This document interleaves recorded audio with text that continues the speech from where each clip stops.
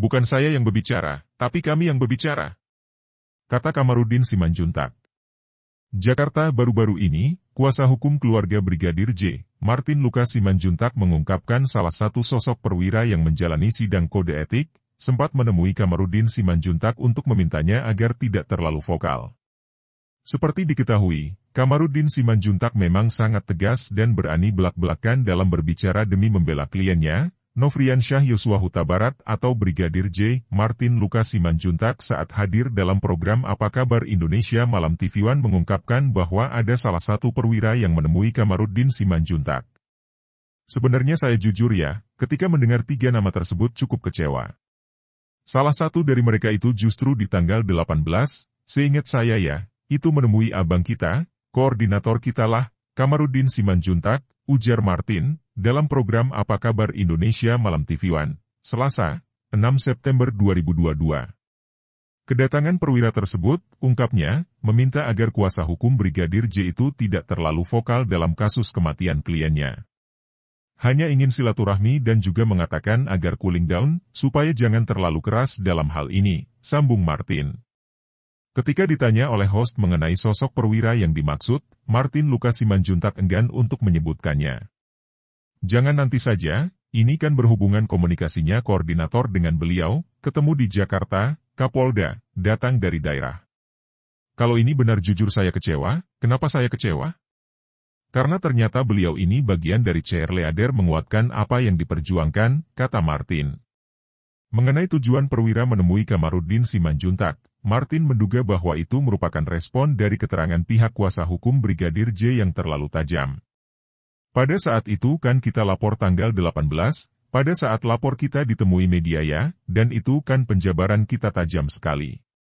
Itu kita katakan ini bukan tembak-menembak, ini bukan ancaman atau kekerasan seksual, yang benar adalah pembunuhan berencana, pungkas Martin. Ia menambahkan, entah pertemuan itu merupakan inisiatif, perwira tersebut mendatangi koordinator kuasa hukum Brigadir J untuk meminta agar tidak terlalu keras. Namun dengan tegas Kamarudin Simanjuntak menjawab bahwa ia mewakili korban. Kan gempar itu Republik pada tanggal 18, mungkin atas inisiatif sendiri atau berdasarkan kolega, beliau menemui abang kita, Kamarudin Simanjuntak, bilang ya udahlah kita percayakan kepada tim yang dibentuk tim sus dan jangan terlalu keras. Tapi hebatnya Bang Kamarudin bilang, ya udah saya gak bicara tapi yang bicara kami, sambungnya. Salah satu pengacara Brigadir J, Mansur Febrian menyoroti perlakuan penyidik dan polisi lain terhadap Irjen Verdi Sambo yang statusnya sudah jadi tersangka. Hal itu disampaikan dalam acara Apa Kabar Indonesia TV One yang tayang pada Kamis, 1 September 2022. Mansur Febrian mempertanyakan soal rekonstruksi pembunuhan Brigadir J yang masih mengarah kepada tuduhan pelecehan seksual. Pertanyaannya kemarin itu BAP yang digunakan untuk rekonstruksi itu milik siapa? Dari kelima tersangka ini BAP siapa yang digunakan? Awalnya Baradae berbohong karena diiming-imingi sejumlah uang, kedua dijanjikan SP3, pungkas Mansur Febrian. Mansur Febrian juga menyoroti perlakuan terhadap Verdi Sambo yang sudah berstatus tersangka. Kalau kita lihat sepintas di media, begitu hormatnya penyidik dan polisi yang lain kepada yang sudah pakai baju oranye, Verdi Sambo, yang sudah dipecat loh itu, lanjutnya. Host menekankan sesuai pernyataan itu Sumardi bahwa adanya faktor psikologis yang mempengaruhi para penyidik yang memiliki pangkat lebih rendah dibanding tersangka. Dalam kesempatan yang sama, mantan Kabareskrim Polri 2009 hingga 2011, Komjen Pol Purnawirawan, Ito Sumardi memberikan tanggapan soal perbedaan dalam rekonstruksi kasus pembunuhan Brigadir J.